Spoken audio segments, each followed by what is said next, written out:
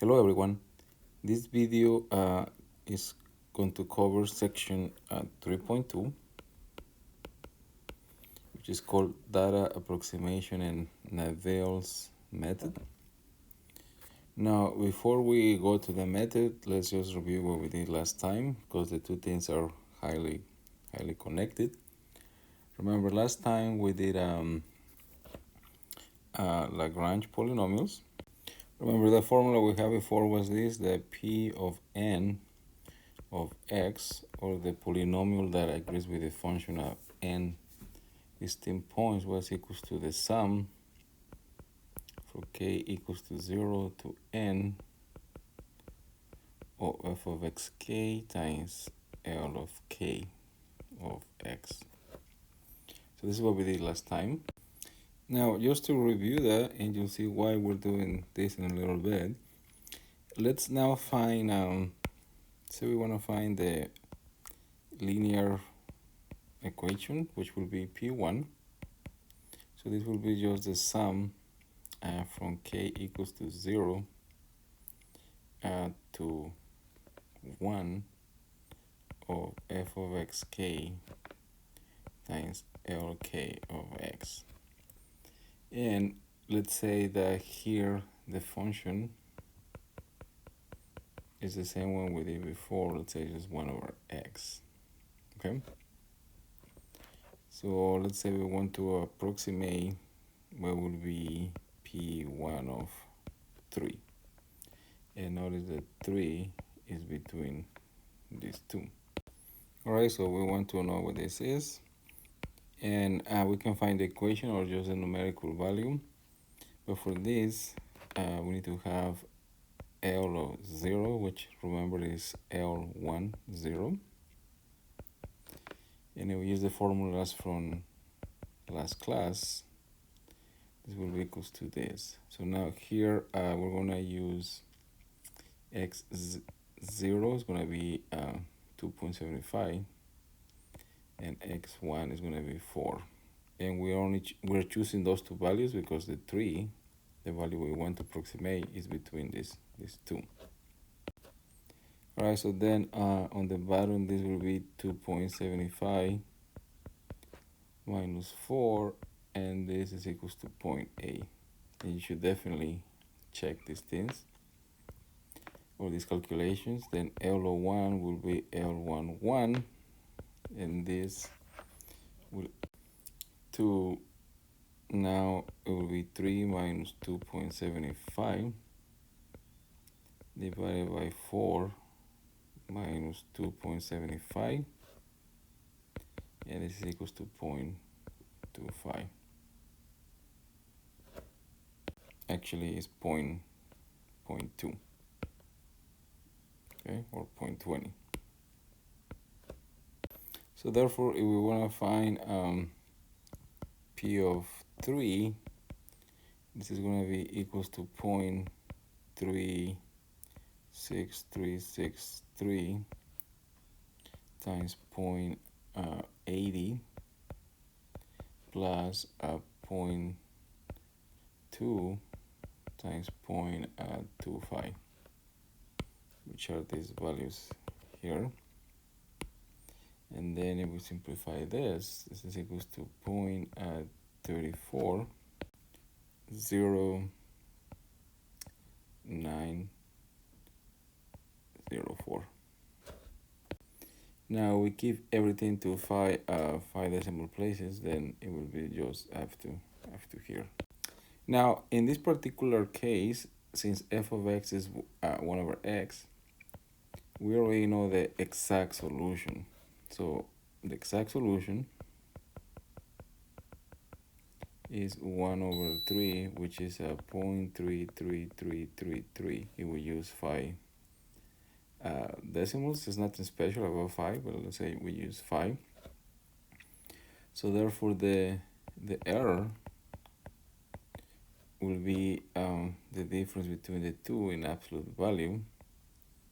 So it will be 0.33333 minus 0.34090, which is equal 0.001. 0.00757. All right, so therefore if we use a linear equation, that will be the error. Now last time we did a p of 2 using the exact same information, and p of 2 was equals to 0.32955. So you should check your notes from last time. And from here, therefore, the error is going to be now 0.33333 minus 0.32955, which is equal to 0.0037a. Okay, so this is exactly what we did last time. So now the part where this method is going to have a weakness is the following. So notice if we use a quadratic polynomial, you can see that the error is smaller. So therefore, if we use more, if we go to a third degree polynomial, we should expect the error to be smaller, which may or may not be the case. Now the main issue is that you remember from last time, we use this. This is the error bound. Okay, which is a good thing to have, and it's good because you remember from last time, from using this formula, the maximum error we were expecting was the following. We did this before. You should just check your notes. The absolute value of the third derivative times x minus x0 times x minus x1 times x minus x2. This was less than or equals to 1 over 16 times 9 over 16, which was equals to 0.03516, which means if you use the second derivative, the second degree polynomial, the maximum error you should get is this, which you can see that it works since this is less than this part. Now here you have to be very careful because this maximum error assumes that there is no round-off error, which is usually not the case. So therefore this may not hold true sometimes, depending on how many digits you use. Since we only use 5, in this case, since the function is nice, this is still apply, but it's possible that this will be bigger than this. It's not contradicting theorem, I think it was 3.5 or 3.3.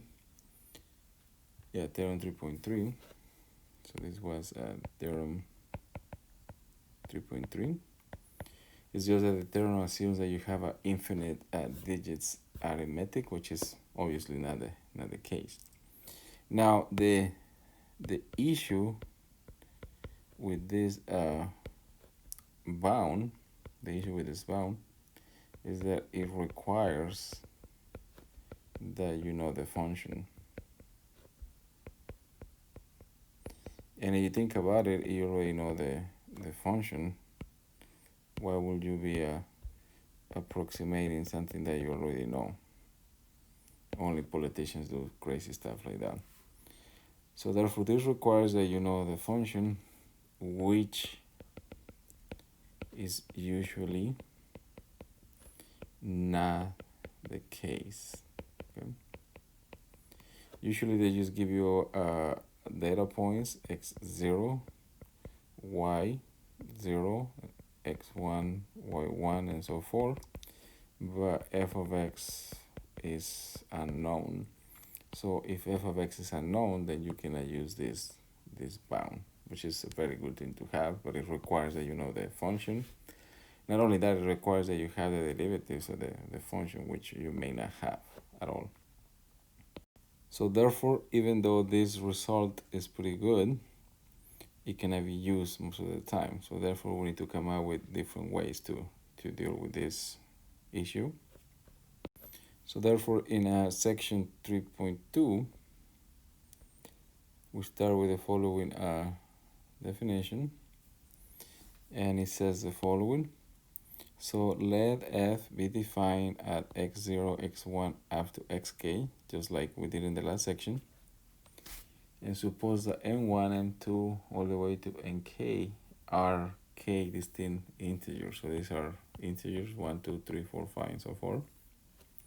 So therefore the Lagrange polynomial, so we're still doing Lagrange polynomials, that agrees with f of x at the k points is denoted by this. So therefore if I write, for example, p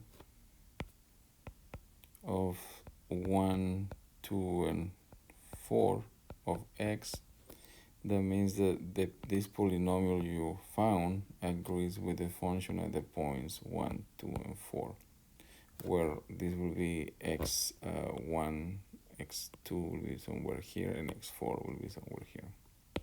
All right, so let's go to theorem 3.5, which says the following. Let f be defined at x0, x1, all the way to xk. So that means you have a k plus 1 points. And then let a j and xi be two distinct numbers in this set. So then we're going to define the polynomial in this form, which looks pretty messy, but it's not as bad as it looks. And this is the k. So this will be the k Lagrange polynomial that interpolates f at k plus 1 points. So what this formula is actually giving you is a way to recursively find Lagrange polynomials from linear to second degree to third degree, fourth degree, and so forth. And yes, this looks pretty messy, and it is a little bit, but if you keep track of the indexes and the data, it should be pretty easy to follow this. Now, just to make the notation easier to understand, notice that all of these have at least two indices. This one only has one. So by definition, p of 1 is nothing more than f of x1, which is just y1. Okay, so that's just a fancy name to say y1. In the same way, p2 is nothing more than f of x of 2, which is technically just y2. Also, notice how these are technically linear equations. So this will be linear too. But this will be quadratic. And then if you have 4, it will be cubic, and so forth. Right, so just a few things to notice here. If this is 0, 1, notice how it's telling you to use the points x0 and x1. The x0 goes there, the x1 goes there, and then the p1 goes here, and the p0 goes here, so they are reversed. P12 is telling you to use point x1 and point x2, and again same thing here. This x1 goes here, x2 goes there, and then these two are flipped. For the quadratic equation, now you go from x0 to x2. So again, the x0 goes here, the x2 goes here, but now the p1 and the p0 are replaced by p1 and p2, which will be this one, and then this is equals to this. Now you should check and you should convince yourselves that this is actually just the second degree Lagrange polynomial. It just looks slightly different, and we're writing it this way because we want to find a recursive method to get to the solution. Therefore, if we wanted to find, let's say, p of 1, 2, 3, then this will be 1 over x3 minus x1, and then this will be x minus x1 times p to 3 minus x minus x3, and this will be now p1, 2. So as you can see, it's not that bad. And then if we look to the following table, which this is actually table 3.3 in the book. This is what we have. You have x0, x1, x2, x4. There's no mystery. But this is technically y0. This is y1, and so forth. So this is y4. So this is the part that is given. So that's not an issue. Then you're gonna use these two to find this one, these two to find this one, and then these two to find this one, and so forth. And then notice for p1, 2, 3, we use this one and this one. So that's the easiest way to look at this way. So therefore, to find this one, you're gonna need this and this. To find this one, you're gonna need this and this. To find this, you're gonna need this and this. Now again, these are, remember, linear. This means that it uses x0, x1, x2, and x3. So it's not as bad as it looks. But if you were not confused enough, well, let me confuse you a little bit more. So we're gonna change from P to Q notation, and the reason is to actually make the notation easier. So Q of ij is gonna be defined to be this beautiful thing, which looks pretty messy, but it's actually not.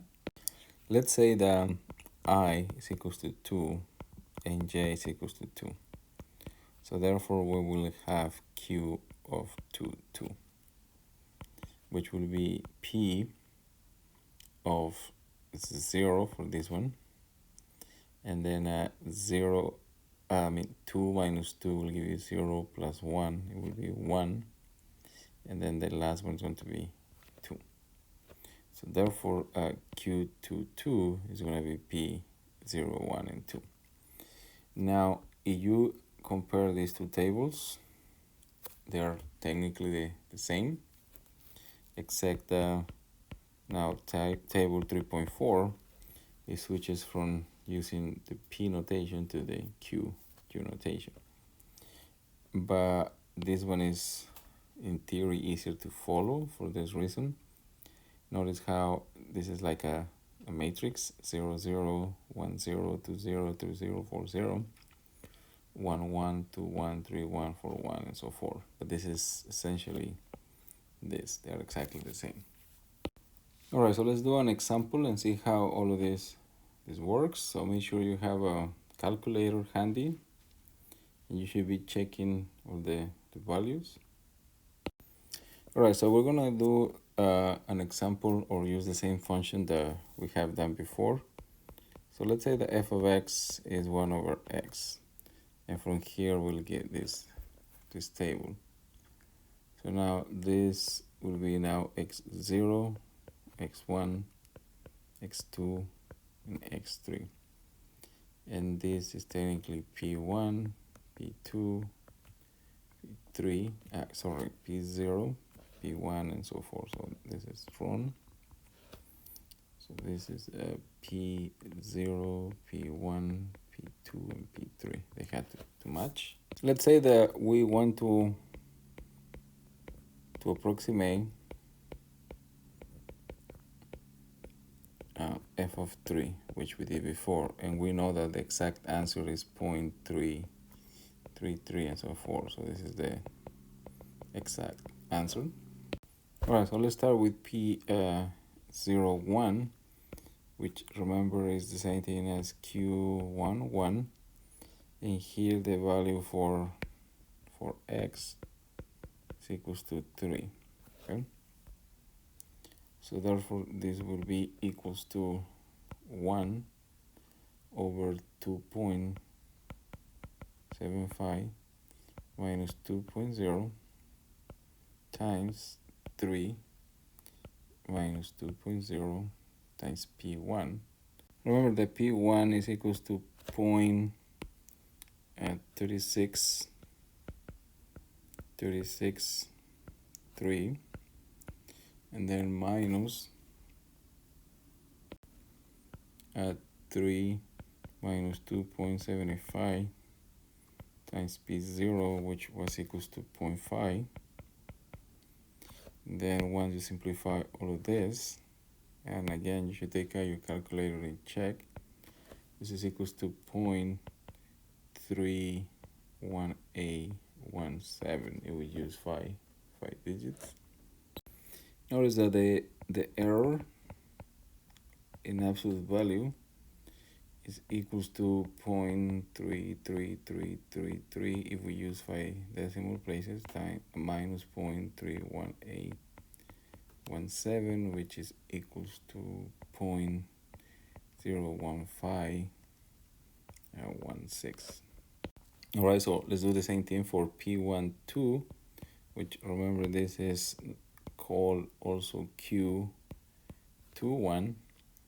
So now this will be 1 over 4.0 minus 2.75 times 3 minus 2.75 times 0.25 minus 3 minus 4 times 0.36363, which gives you a 0.3400904. Or if we use 5 decimal places, it will equals to that. Now here the error will equals to 0.00761.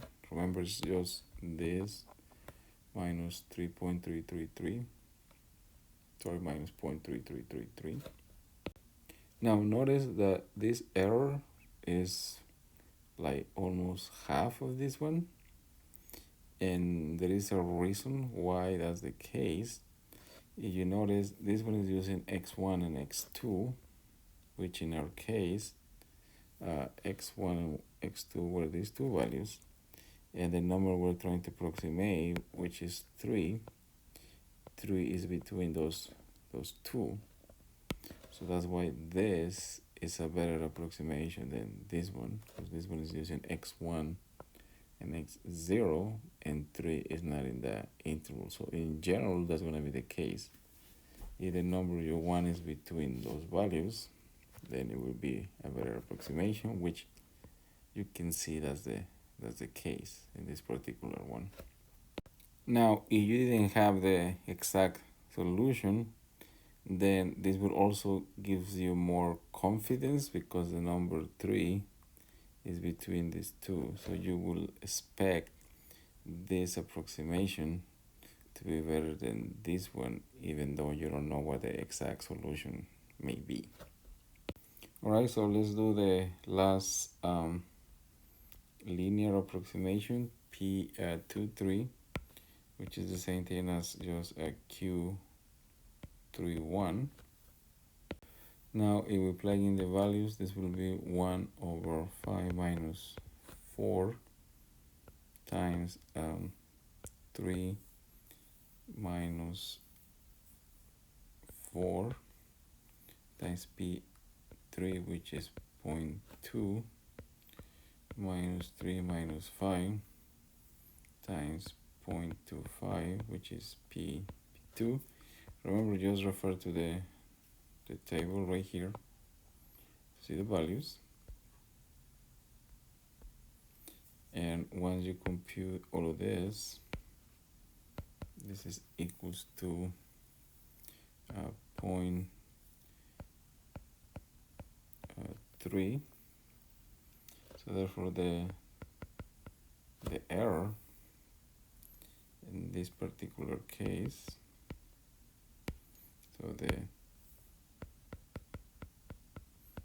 error is going to be 0.03333, which you can see is also bigger than this one, since again this is the number 3 is now between these two values. So again, as expected, this is a better approximation than this one. All right, so now let's find the quadratic approximations. So we need to find p0, 1, and 2. Remember, this means is using now x0, x1, and x2. And this has another name, which is also called q22.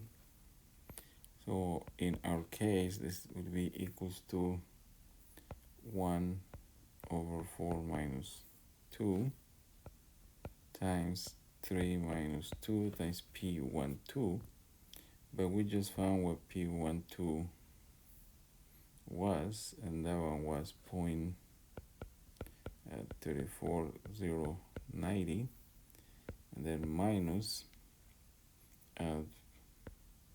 3 minus 4 times 0.31A17, which was P01.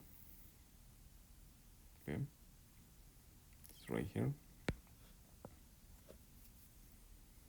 And then if we simplify all of this, and again you should be checking that these are the values, we get a 0.32954 if we use 5 decimal places. Again, there's nothing special about 5, I just choose 5 for this, and therefore the error will be 0.00379.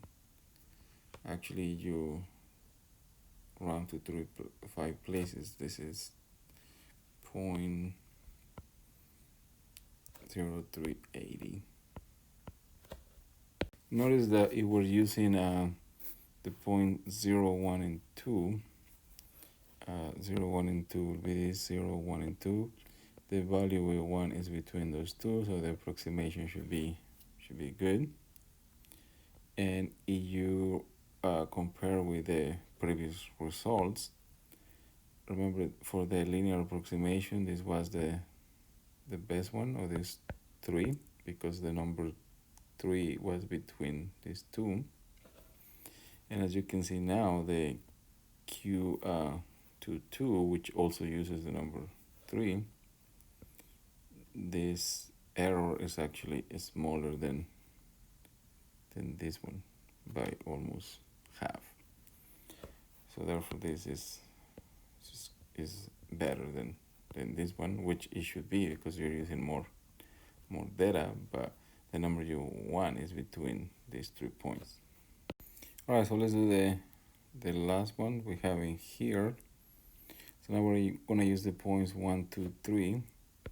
So then this will give you 1 over 5 minus 2.75 times, this will be now 3 minus 2.75 times P23, which was equals to 0.3, then minus 3 minus 5 times P12, which was 0.34090, and then just simplify all of this, and it will give you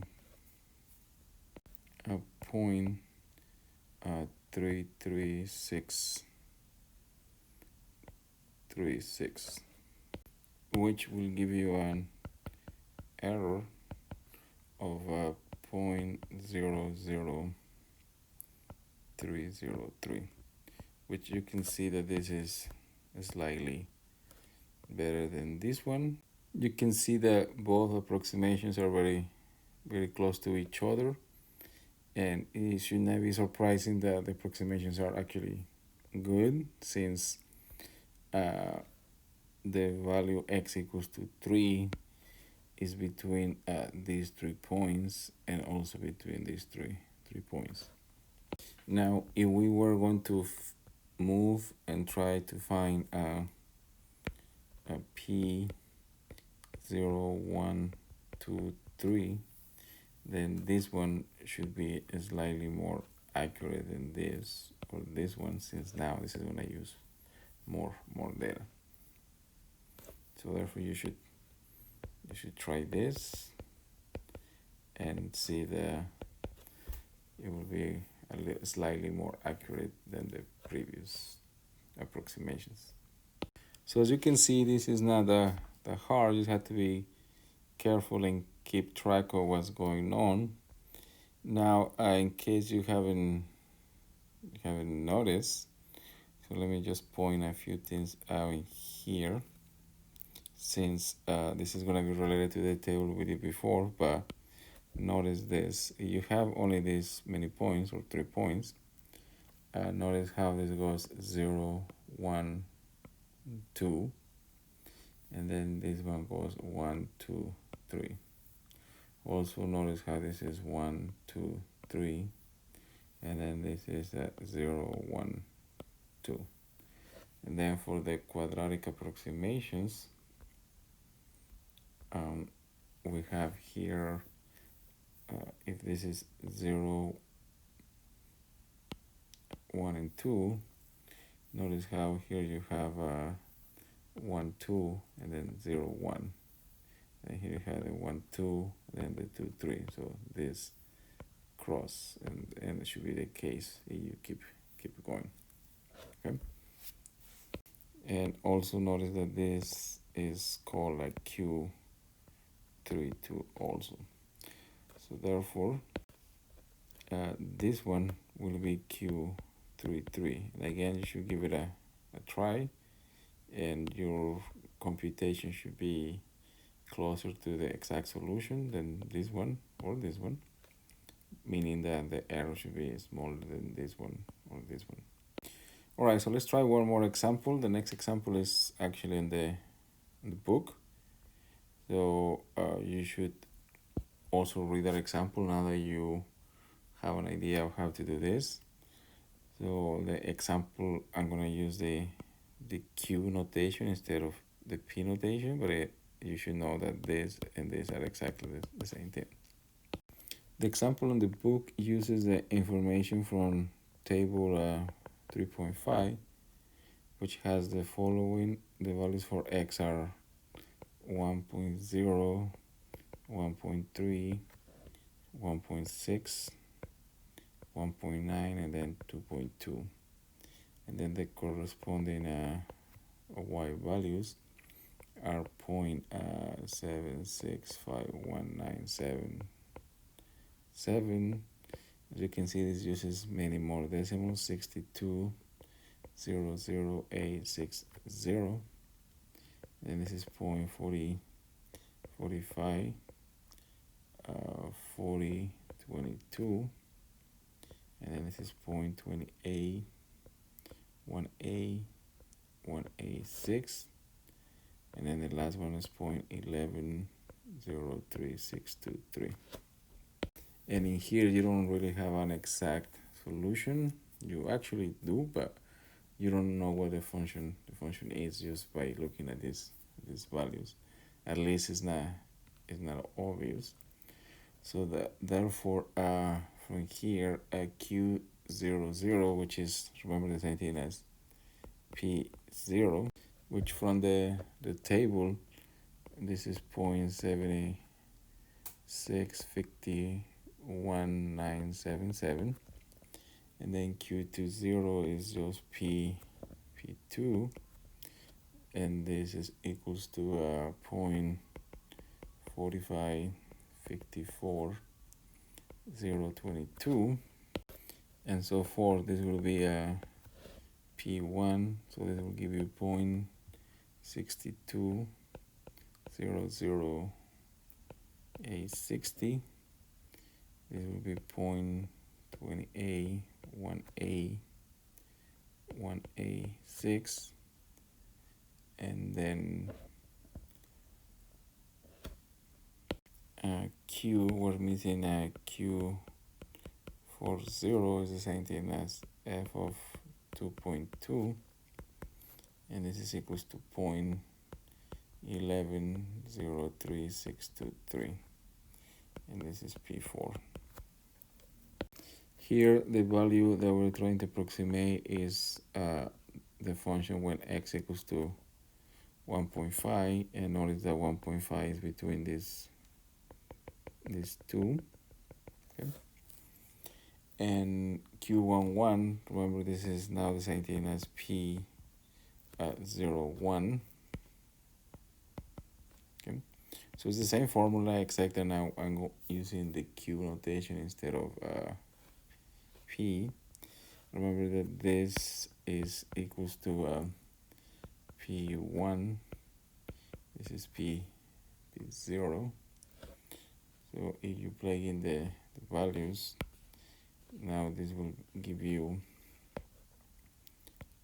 1.5 minus 1.0 times 0.6200A60 minus 1.5 minus 1.3, and then this is 0.651977, and everything is divided by x1 minus x0, which will give you 1.3 minus 1.0. Okay, so just in case it's not clear, this is x0, this is x1, x2, x3, and x4. And then again, you should check yourself the computation, even though it's in the book. This is 0.523344.9. Now we do the same thing for a Q21, which remember this is equals to P12. Then this will be x minus x1 times Q20 minus x minus x2 times Q10 divided by x2 minus x1. And in this particular case, this is equals to 1.5, because remember x 1.5 minus 1.3 times 0.4554022 minus 1.5 minus 1.6 times 0.6200A60, everything divided by 1.6 minus 1.3.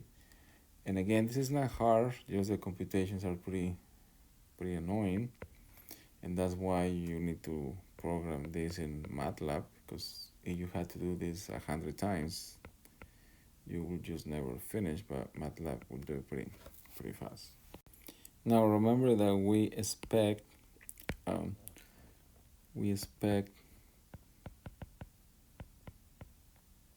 this one to be better. Okay, so let me fix this part. So we expect this to be a better approximation, since we're using, remember, x1 and x2. So x1 is here, x2 is there.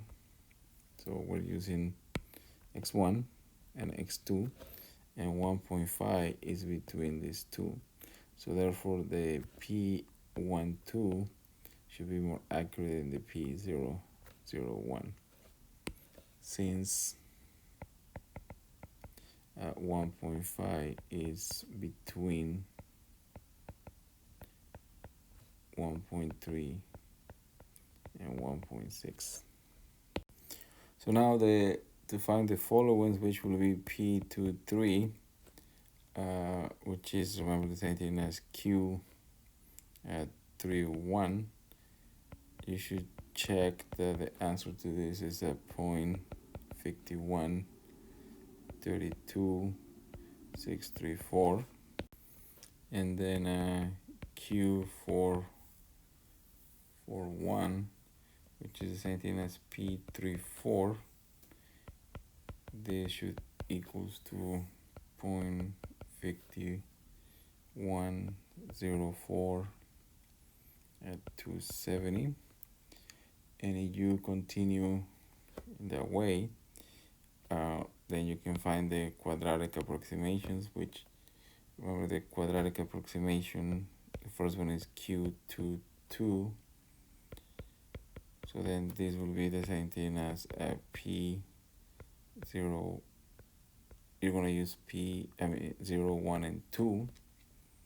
And this will be x minus x0 times Q21. Or you can say P12, whatever is easier.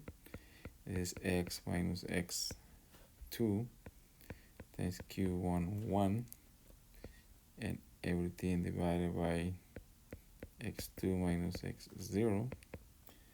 And again, you should check that this is 0.5124715. And then if you continue this way, then Q32 1.5, this is actually equals to 0.512857. And again, you should check all of this.